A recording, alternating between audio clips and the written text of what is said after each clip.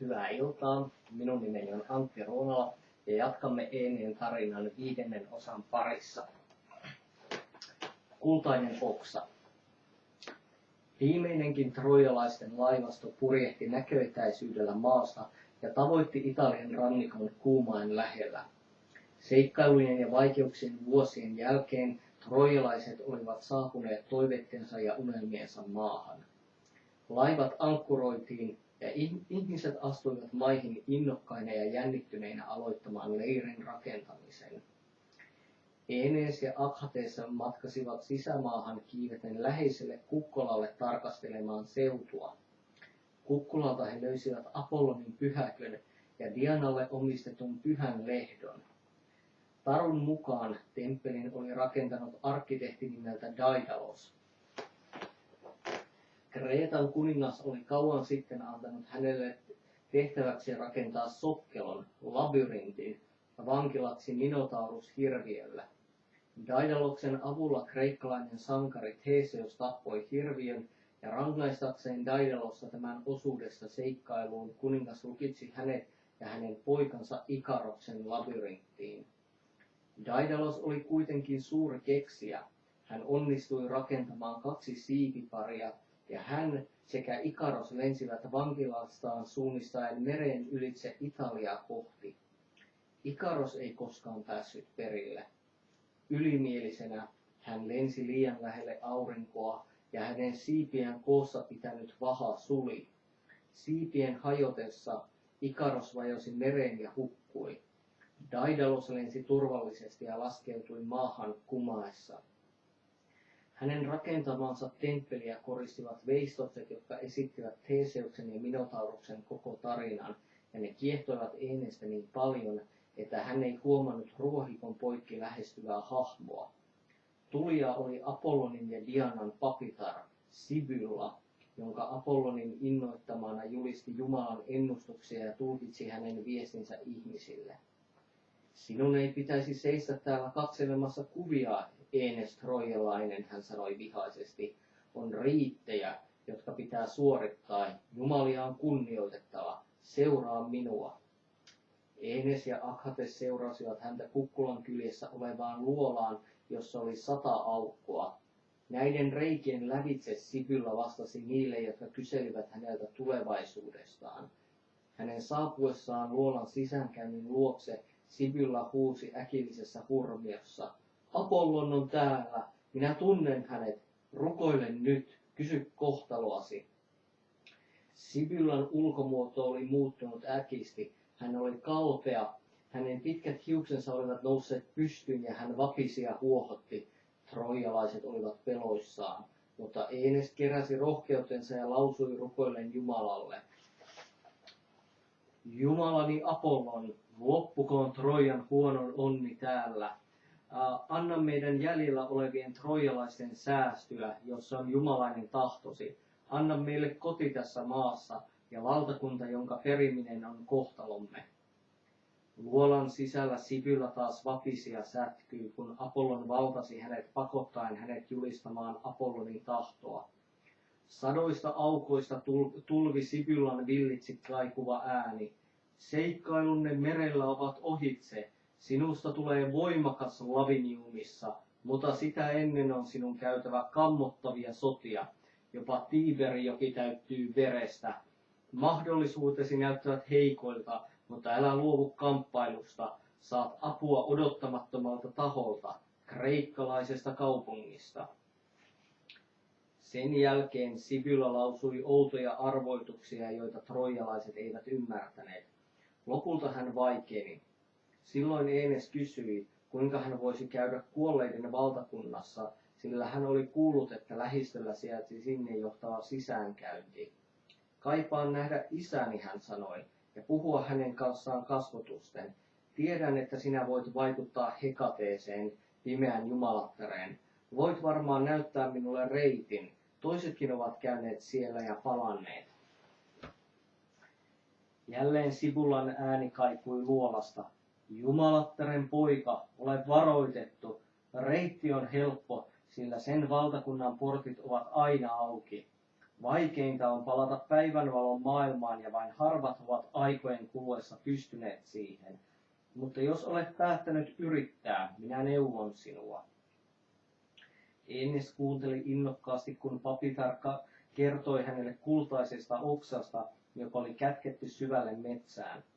Kaikkien, jotka astuvat alempaan maailmaan, on vietävä oksa lahjana Proserpinalle, tuon synkän maan kuningattarelle. Aina kun oksa katkaistaan, sen tilalle kasvaa uusi, mutta se voidaan repäistä puusta vain, jos kohtalo sallii sen. Ennen kuin lähdet etsimään oksaa, sinun on järjestettävä rannalla kuolleena makaavien toverisi hautajaiset. Mene nyt! Enes ja Akhates kävelivät surullisena pois mietteen, mikä uusi onnettomuus oli sattunut juuri kun he olivat luulleet pääseensä turvallisesti maihin. Rannalta he löysivät trojalaiset kerääntyneitä Miseniukseksi kutsutun miehen ympärillä. Misenus oli ollut kaikkien paras pronssisten sotasorven soittajista ja silmiinnäkijöiden mukaan hän oli seissyt kalliolla puhaltamassa torvimaiseen simpukan kuoreen, kun jokin voima oli työntänyt hänet vereen ja hukuttanut hänen. He arvelivat syylliseksi kateellista meren henkeä, joka oli rankaisut Misenusta siitä, että tämä oli rohjennut yrittää matkia jumalten musiikkia. Mikä hänet olikaan tappanut, nyt hän makasi hengettömänä hiekalla. Voitiin vain järjestää sopivat hautajaiset, ja köysin ja kirvein varustettuina miehet kiirehtivät läheiseen metsään hakemaan puuta hautajaisroviota varten. Enes, joka kantoi omaa terävää kirvestään, kulki edellä ja tunkeutui syvemmälle metsään kuin muut toivoen näkevänsä vilahduksen kultaisesta oksasta. Juuri silloin 2 kyyhkyä ilmestyi näkyviin. Linnut näyttivät osoittavan hänelle oikean reitin. Enes tiesi, että kyyhkyset olivat hänen äitinsä pyhiä lintuja. Ja hiljaa hän vetosi Veenukseen saaduttaakseen häneltä apua etsinnässään. Kyyhkyset lensivät vähän kerrallaan eteenpäin, ja Enes piti ne näköpiirissään, kunnes linnut lopulta lensivät ylöspäin ja asettuivat rautatammen oksille. Siellä, puun tummanvihreiden lehtien välissä, Enes näki kirkkaankultaisen hohteen. Hän oli löytänyt etsimänsä oksan. Tuulen vire kosketti sitä, ja sen metalliset lehdet kilisivät pehmeästi. Enes kurottautui eteenpäin ja veti oksasta. Se murtui helposti, ja hänen vetäytyessään taaksepäin sen tilalle kasvoi uusi oksa, aivan kuten Sibylla oli ennustanut. Enes palasi heti takaisin samaa reittiä kuin oli tullutkin, ja vei pyhän oksan Sibyllan pyhäkköön. Kun Enes palasi kansansa luokse, rovio oli jo melkein valmis. Misenuksen ruumis nostettiin varovasti sen päälle ja verhoiltiin purppurakankaalla. Trojalaiset suorittivat asianmukaiset seremoniat ja tarjosivat jumalille uhreja ja sytyttivät sitten kokon tuleen. Kokko paloi raivoisesti ja pitkän aikaa, ja kun jäljellä oli vain savuavaa tuhkaa, luut kerättiin pronssiseen uurnaan. Viimeiset sanat, jääsyväissanat, lausuttiin ja jäännökset haudattiin maakumpareen alle. Sen takana häämötti niemi, joka tunnettiin siitä päivästä lähtien Misenumina troijalaisten kunniaksi. Seuraavana päivänä, paljon ennen päivän koittoa, Enes palasi Sibyllan luokse vieden mukanaan eläimiä, jotka täytyisi uhrata ennen kuin hän voisi aloittaa matkansa Manalaan. Sibylla johdatti hänet syvän metsän kätkössä olevan luolan suulle, jota suojelivat järven syvät vedet. Tämä oli Avernus, sisäänkäynti Manalaan. Aukosta nousi myrkyllisiä höyryjä, ja ilman jumalaista apua ei yksikään elävä olento voinut lähestyä sitä turvallisesti. Paikalla seisoi kivinen alttari, ja Sibylla määräsi uhrattavaksi 4 mustaa härkää, kutsuen kovalla äänellä Hekatea eläinten veren valuessa maahan. Hekate, noitien ja taikurien suojelija, oli myös voimakas Manalan jumalatar ja oli tärkeää tehdä hänen mielikseen. Seuraavaksi Enes tarjosi mustan lampaan ja mahon lehmän Manalan muille hengille. Hän oli juuri lopettamassa rituaalia, kun maa alkoi täristä ja järistä, ja hän kuuli selvästi etältä koirien haukuntaa. Koko luonto värisi Hekateen saapuessa ja Sibylla huusi, nyt urhea troijalainen, vedä miekkasi esiin ja kerää rohkeutesi, on aika toimia. Tämän sanottuaan Sibylla juoksi kohti luolan synkkää suuaukoa Eineen seuratessa häntä. He saapuivat ensin pimeään yksinäiseen paikkaan, jota asuttivat varjot. Täällä he näkivät kaiken sen, mikä toi tuskaa ihmisten elämään, kaiken ruman ja vääristyneen. Yhdellä puolella olivat suru ja murhe, sairaus ja vanhuus, toisella puolella pelko, nälkä, sota ja tuska. Suuri vanha puu, jolla oli pitkät käsivartta muistuttavat oksat, seisoi keskustassa ja sen lehtien takana roikkui painajaisten aavemaisia hahmoja. Täällä olivat myös hirviöiden pesät, ja synkät olennot kieriskelivät ja sihisivät yhdessä. Enes tärisi pelosta ja hyppäsi eteenpäin, hyökädessään niiden kimppuun miekallaan, mutta Sibylla huomautti hänelle, että ne olivat vain pelkkiä varjoja vailla ainetta.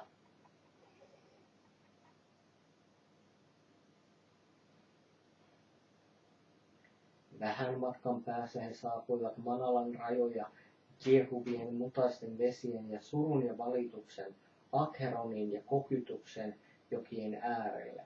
Siellä he kohtasivat Chaaronin, joka vartioi joen ylityspaikkaa ja jonka hatara vene oli lähellä sidottuna rantaan. Vanhan miehen ulkonäkö oli luotaan työtävä. Hän oli pukeutunut saastaisiin räsyihin ja hänen partansa ja tukkansa olivat kampaamattomat, ja hänen ilkeät silmänsä loistivat kirkkaasti. Suuri lauma sieluja liikkui edestakaisin joen partaalla kaikkeen katsoen vastapäistä rantaa kohti ja pyytäen Chaaronia viemään heidät joen yli.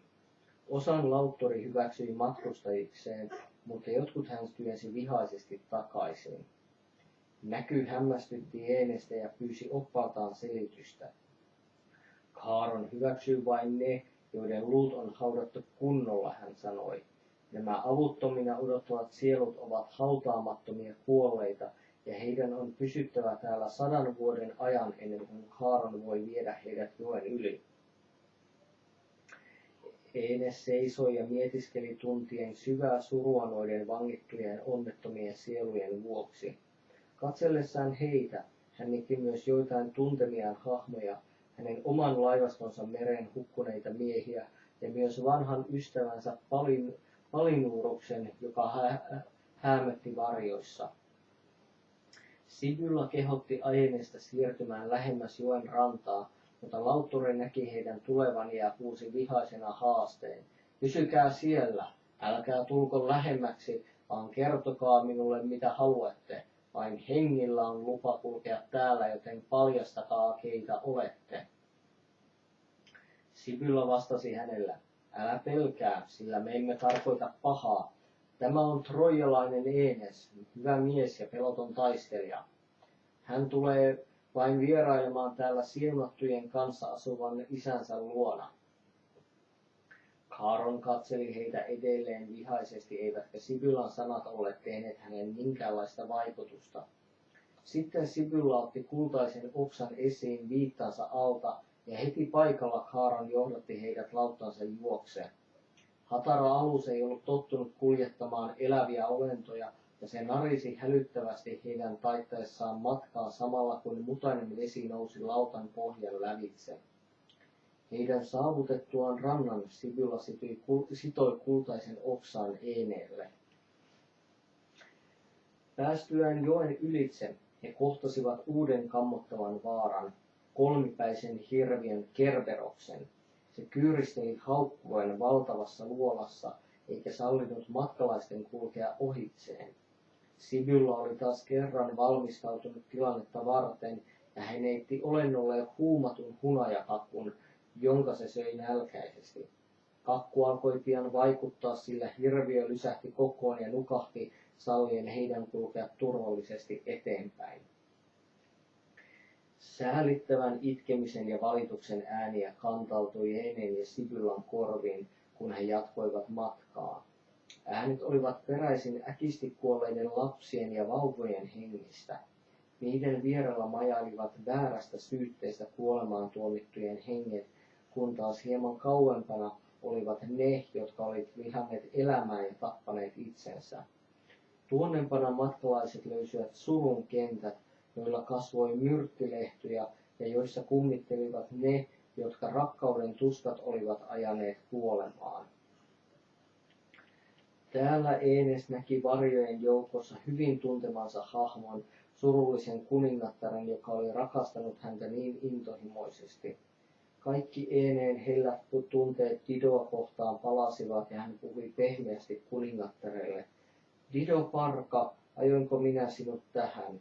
En jättänyt sinua omasta tahdostasi, se sinun täytyy tietää. Itse taivas komensi minut lähtemään, aivan kuin se nyt komentaa minua kulkemaan tämän mustan loukon lävitse. Minä vannon näin kaiken pyhän nimessä. Ole kiltti ja katso minuun ja sano, että ymmärrät. Dido ei katsonut eikä puhunut. Viha piti hänen sydämensä yhä otteessaan ja hän kääntyi pois kadotukseen varjojen joukkoon. Enes itki täynnä sääliä ja surua Didon kauhean kohtalon vuoksi. Enes ja Sibylla jatkoivat matkansa saapuen paikkaan, joka oli varattu niille, jotka olivat kaatuneet urheasti taistelussa. Siellä Enes näki monien tuntemiensa miesten henkiä, hänen kanssaan taistelleita Troijan puolustajia. He kerääntyivät hänen ympärilleen ja olivat iloisia nähdessään hänet sekä kysyivät tuhansia kysymyksiä. Hän olisi viipynyt pitempäänkin vanhojen kumppaneittensa rinnalla, ellei Sibylla oli käskenyt häntä kiiruhtamaan. Aikamme on vähissä, hän sanoi. Meidän on kuljettava nopeasti. Näet, että edessämme tie jakaantuu. Meidän reittimme Elysiumiin, onnelliseen paikkaan, kulkee sitä tietä pitkin, joka ohittaa mahtavan Pluton palatsin muurit. Toinen tie johtaa Tartarokseen, paikkaan, jossa pahoja rangaistaan. Jopa siellä, missä he seisoivat, he saattoivat kuulla kovaäänistä voihkintaa ja raahattujen ketjujen kolinaa ja ruoskan julmia iskuja. Peloissaan, mutta lumoutuneena, Enes seisoi paikallaan katsellen tuota kurjuuden ja tuskan paikkaa kohti. Sitä piirrettivät vahvat muurit ja valtava portti. Sen ympärillä juoksi Blegethon, leiskuvien liekkien joki. Se oli täynnä valkohehkuisia kiviä, joita virta kieputti mukanaan. Enes kääntyi ympäri ja sanoi, suuri papitar, kerro minulle, millainen valtakunta tämä on. Keitä ovat ne, joita rankaistaan näin ankarasti? En voi näyttää sinulle, mitä on tuon portin takana, sillä yksikään hyvä ihminen ei voi käydä siellä, Sibylla vastasi. Kun Hekate teki minusta papittaren, hän kertoi pahoille ihmisille määrätyistä rangaistuksista. Täällä Radamantys tuomitsee kaikki, jotka olivat pahoja elämänsä aikana. Hän erottaa syylliset viattomista ja heti paikalla kammottava raivotar hyökkää syyllisten kimppujen ajaen heitä eteenpäin ruoskallaan ja uhaten heitä vasemman käteensä käärmeillä. Sitten mahtavat ovet avautuvat hitaasti. Sisällä odottaa hirviömäinen hydra, jonka 50 päätä ovat liikkeessä ja jokainen musta suu avoimena. Et voi kuvitella sen näyn kammottavuutta. Taimpana on itse Tartaros, suunnattoman syvä musta kuilu ja ikuinen kidutuksen paikka niille, jotka uskalsivat uhmata jumalien valtaa tai rikkoivat heidän lakinsa. Heidän rangaistuksiaan ja rikoksiaan on liian paljon ja ne ovat liian kauheita lueteltavaksi. Kiiruhtaen eteenpäin he valitsivat tien, joka johti pois Tartaroksesta ja kohti heidän määränpäältään siunattujen henkien kotia. He lähestyivät porttia kävellen yhdessä varjojen halki. Sisäänkäynnin kohdalla Enes pirskotti ylleen pyhää vettä, otti kultaisen oksan ja asetti sen kunnioittavasti kynnyksellä uhrina jumalatar Persefinalle, Manalan kuningattarelle. Sitten he astuivat onnelliseen paikkaan, kirkkaaseen ilmavaan maahan vihreinen niittyineen ja varjoisinen metsämaineen. Täällä asuvat henget nauttivat kaikista ylemmän maailman mieliharrastuksistaan. Enes seisoi katsellen urheilijoita ja painijoita, tanssivia ja laulavia ihmisiä. Orfeus oli siellä soittamassa lyyraansa tanssijoille, ja siellä olivat myös muinaisten aikojen sankarit, Eneen omat esi-isät. Hän näki Dardanoksen, Trojan perustajan, yhdessä monien muiden kanssa. Kaikki nauttivat hevosistaan, vaunuistaan ja hienoista aseista, aivan kuin he olivat ehneet eläessäänkin. Enes ja Sibylla siirtyivät hyvältä tuoksuvien puiden luota, jotka kasvoivat Eridanoksen elävien maailmaan asti virtaavaan joen alkulähteellä.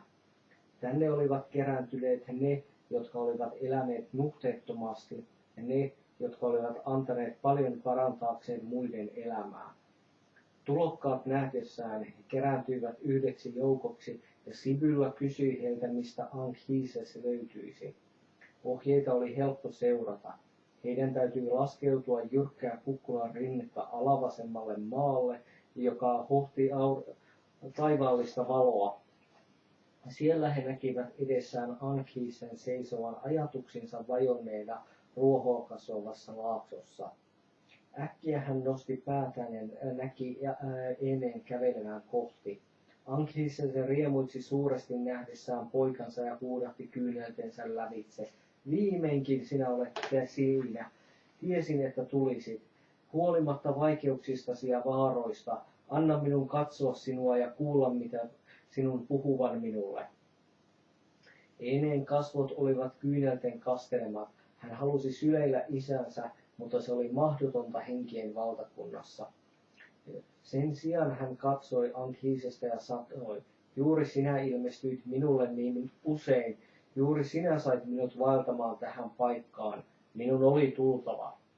Anchises oli innokas näyttämään pojalleen lisää onnenmaata ja johdatti hänet Leth-joelle, joka virtasi vienosti lähettyvillä. Joen rantoja peitti suuri joukko henkiä. Nämä, Anchises selitti, olivat henkiä, joiden kohtalona oli palata takaisin elävien maailmaa ja joiden oli ensin juotava tästä unohduksen joesta. Kaikkien kuolleiden sielujen on tultava tänne manalaan puhdistettaviksi, hän selitti. Lopulta ne lähetetään tänne valmistautumaan paluuseen elävien valtakuntaan. Anchises johdatti poikansa paikkaan, josta he saattoivat nähdä koko varjomaisten sielujen joukon. Nyt minä näytän sinulle, mitä on tuleva, Anchises ilmoitti, sillä tässä joukossa ovat sielut, jotka perivät meidän nimemme. Tuolla on Silvius, sinun viimeinen lapsesi, ja tuolla Prokas sekä Numitor, molemmat Alba Longan kuninkaita. Ja tuolla eräs, joka nousee johtoon sinun jälkeesi, Silvius Enes.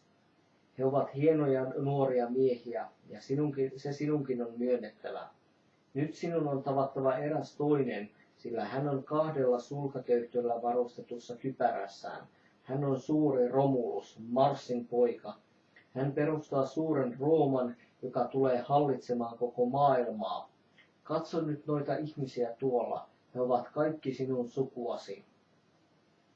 Enes seisoi tuijottaen ihmeissään hänen isänsä osoittaessaan lisää hänen jälkeläisiään, joiden joukossa oli monia johtajia ja sankareita, jotka muovasivat Rooman suuruutta.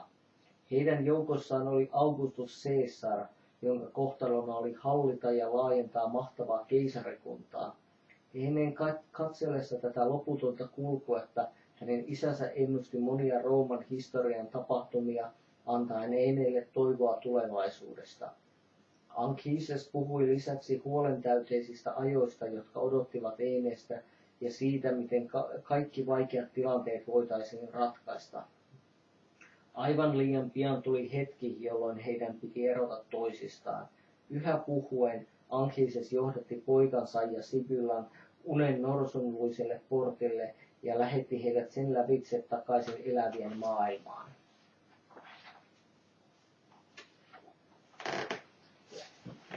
Tässä on kuva Eneestä kultaisen oksan kanssa vaeltavassa Tuonelassa Sibyllan johdattamana.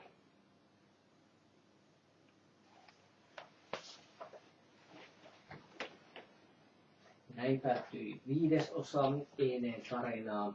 Seuraavassa luvussa kerrotaan sodasta Italiassa.